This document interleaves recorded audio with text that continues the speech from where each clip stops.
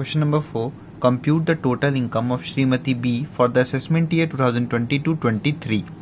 A. Salary income is rupees 6 lakh computed. अगर यहाँ पे कंप्यूटेड वर्ड ना दिया होता तो हम मानते कि ये सिर्फ ग्रॉस सैलरी है, और उसके बाद फिर जैसे ग्रॉस सैलरी में से हम क्या करते थे, स्टैंडर्ड डिडक्शन 50,000 जो कि फिक्स होता है वो लेस ही करते हैं, कुछ भी ना दिया हो तो भी।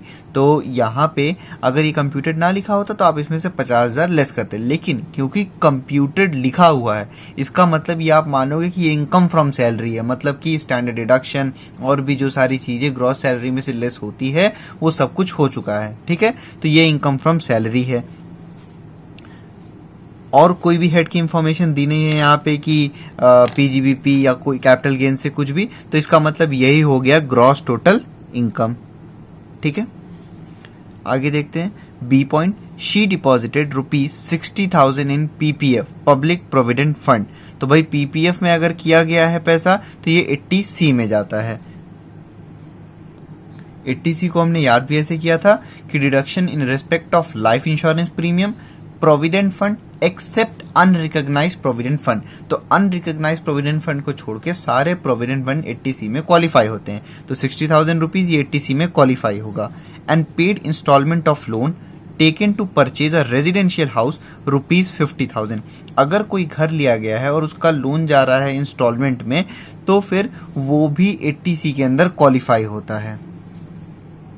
ये 18th पॉइंट पेज नंबर 411 पे, payment of installment under self financing scheme और installment for repayment of a loan taken from prescribed authority for the purpose of purchase और construction of residential house property. तो ये 80C में आता है। ठीक है, तो ये रेजिडेंशियल हाउस था तो उसका इंस्टॉलमेंट के लिए ये क्वालिफाई होगा। तो ये दोनों ही के दोनों 80C में क्वालिफाई हैं। ठीक है,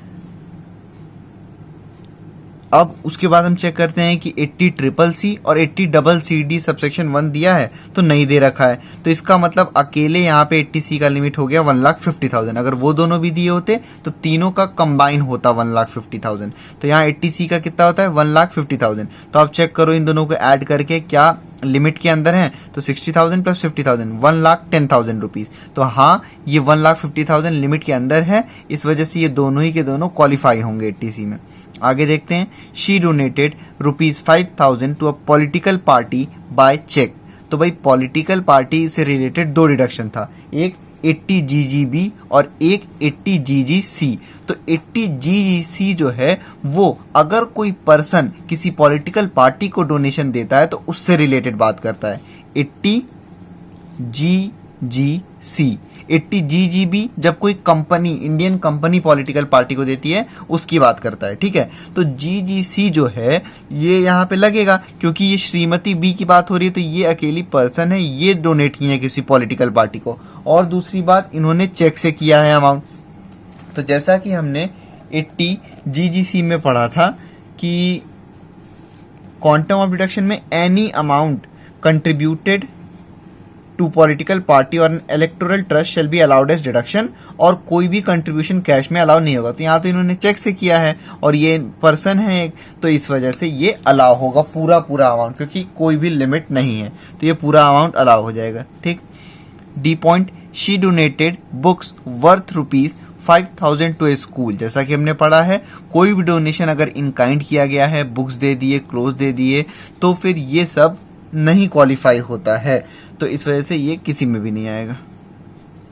she paid medical insurance Primia on her health rupees 6,000 in cash. भाई मेडिकल इंश्योरेंस प्रीमियम से रिलेटेड हमने एक डिडक्शन तो पढ़ा है। ठीक है, कौन सा है वो, 80D है। 80D बात करता है मेडिकल इंश्योरेंस प्रीमियम की, और मेडिकल इंश्योरेंस प्रीमियम कहता है कि अगर कोई भी आपने मेडिकल इंश्योरेंस प्रीमियम ले रखा है तो आपको, मतलब कि जो एसएससी है उनके लिए, डिपेंडेंट चिल्ड्रन के लिए और स्पाउस के लिए मिलता है और पेरेंट्स के लिए भी मिलता है। लेकिन एक कंडीशन थी 80D की, वो ये कि premium should be paid other than cash. और आप यहां पढ़ो क्या लिखा हुआ है इसमें ई पॉइंट में, she paid medical insurance premium on her health rupees 6,000 in cash. तो कैश में कोई भी अमाउंट नहीं अलाउ होगा 80D में, इस वजह से ये भी नॉट क्वालिफाई है। ठीक है, कंफ्यूज ना होना। 80G की जब हम बात करते हैं जिसमें सिर्फ डोनेशन आते हैं, तो उसमें ₹2000 तक का अगर कहीं डोनेशन किया गया है कैश के द्वारा तो वो अलाउ होता है। 2000 से ऊपर का नॉट अलाउड है कैश से। लेकिन 80D में कोई भी 80D हो गया, 80GGC हो गया, इसमें कोई भी अमाउंट अगर कैश से दिया गया है तो वो नॉट अलाउड होगा। तो भाई यहाँ पे मेडिकल इंश्योरेंस प्रीमियम ऐसे तो लिमिट इसका रहता है 25,000 रुपए, लेकिन ये भी हमने पढ़ा है कि premium should be paid other than cash. तो यहाँ कैश में ही पे किया गया, इसलिए नॉट क्वालिफाई होगा। ठीक है, तो इसको आप मत लेना। हमको अब टोटल इनकम निकालना है। हम जीटीआई में से सारे डिडक्शन माइनस कर देंगे, हमारा आ जाएगा टोटल इनकम। सॉल्यूशन देखते हैं हम 4 का। सबसे पहले यहाँ पे हम फॉर्मेट बना लेंगे, कंप्यूटेशन ऑफ टोटल इनकम, फिर जो भी असेसमेंट ईयर चल रहा होगा। इस बुक के अकॉर्डिंग असेसमेंट ईयर 2022-23 है। ठीक है, तो आप अपना असेसमेंट ईयर जो भी बुक में होगा उसके अकॉर्डिंग लिखना। असेसमेंट ईयर जो भी होता है उससे 1 साल पहले का सारा अमाउंट लेते हैं, यानी कि प्रीवियस ईयर का सारा अमाउंट होता है। जैसे कि यहाँ 22-23 असेसमेंट ईयर है, इसका मतलब ये जो भी हम यहाँ पे कैलकुलेशन कर रहे होंगे ये 21-22 का अमाउंट होगा सारा। ठीक है, तो हमेशा 1 साल प्रीवियस ईयर का ही सारा अमाउंट हम लेते हैं, कैलकुलेट करते हैं। ठीक है, तो सबसे पहले यहाँ पे सिर्फ और सिर्फ सैलरी दिया हुआ था, इनकम फ्रॉम सैलरी ये ऑलरेडी कैलकुलेटेड था, तो इसमें आप कैलकुलेट मत करने लगना। कहने का मतलब स्टैंडर्ड डिडक्शन लेस मत करने लगना, ये इनकम फ्रॉम सैलरी ही है ऑलरेडी कैलकुलेट होके। दूसरी चीज, और बाकी हेड कोई नहीं है, इसका मतलब यही जीटीआई हो जाएगा। तो ये 6 लाख रुपए और कोई हेड नहीं है, तो यही हो जाएगा आपका gross total income 6 lakh rupees. अब हम इसमें से लेस करेंगे deductions under section 80C to 80U। जितने भी डिडक्शन दिए होंगे इस क्वेश्चन में वो हम लेस करेंगे। सबसे पहले बात की गई है पीपीएफ की, पब्लिक प्रोविडेंट फंड, तो वो आता है 80C में। तो डिडक्शन अंडर 80C, इसमें आ गया PPF public provident fund 60,000 rupees. और उसके बाद है इंस्टॉलमेंट ऑफ लोन, तो वो कितना है 50,000 रुपए। तो ये घर रेजिडेंशियल हाउस के लिए इंस्टॉलमेंट जा रहा है, इसलिए ये अलाउ रहता है 80C में। अब और कुछ है नहीं 80C में, तो इन दोनों को आप ऐड कर दोगे और यहाँ लिख दो आप 1,10,000 रुपीज। अब 80C, 80CCC और 80CCD सबसेक्शन 1, इन तीनों का मिला के कंबाइन होता है 1,50,000। हालांकि अगर अकेले दिया हुआ है इन तीनों में से कोई भी, तो उसका अकेले का लिमिट हो जाता है 1,50,000।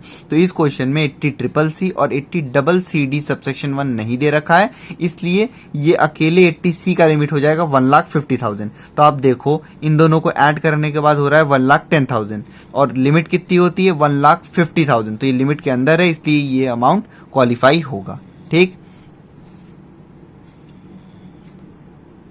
अब उसके बाद दे रखा है पॉलिटिकल पार्टी को डोनेशन। तो ये क्योंकि श्रीमती बी एक पर्सन ने किया है, तो ये आता है deduction under section 80GGC। 80GGB जब कोई इंडियन कंपनी पॉलिटिकल पार्टी को देती है तो उससे रिलेटेड है। तो 80GGB मत लिख देना आप यहाँ पे, ये GGC होगा क्योंकि एक पर्सन दे रहे हैं यहाँ पे डोनेशन पॉलिटिकल पार्टी को। तो कितना डोनेट किया गया 5,000 रुपीज, तो 5,000 रुपीज अलाउ होगा। कितना भी अमाउंट डोनेट किया गया पॉलिटिकल पार्टी को तो वो अलाउ होता है, उस पर कोई भी लिमिट नहीं है। उसके बाद है she donated books worth ₹5,000 to a school, तो donation in kind not qualify होता है 80G के लिए। उसके बाद है आपका she paid medical insurance premium on her health ₹6,000 in cash. तो मेडिकल इंश्योरेंस प्रीमियम अपने हेल्थ पे उन्होंने किया, ठीक है, 25,000 लिमिट होती है एसएससी की, उनके स्पाउस की और डिपेंडेंट चिल्ड्रन की, लेकिन शर्त ये होती है कि कैश से कोई भी ना हो। तो ये तो कैश से दिखा रहे हैं, तो इस वजह से ये नॉट क्वालिफाई होगा। ठीक है, अगर यही चीज कैश के अलावा किसी और मोड से होता पेमेंट तो ये क्वालिफाई होता है 80D में, तो ये नहीं क्वालिफाई होगा यहाँ पे। ठीक, अब यही दोनों बस डिडक्शन है, तो इन दोनों को आप ऐड करके आउटर कॉलम में लिखोगे। ये हो गया आपका 1,00,000 15,000 रुपीज, और इसको आप लेस करोगे 6 लाख में से, तो ये हो जाएगा आपका 6 लाख माइनस 1 लाख 15,000, ये हो गया 4,85,000 रुपीज, 4,85,000 रुपीज। ये आ गया हमारा टोटल इनकम।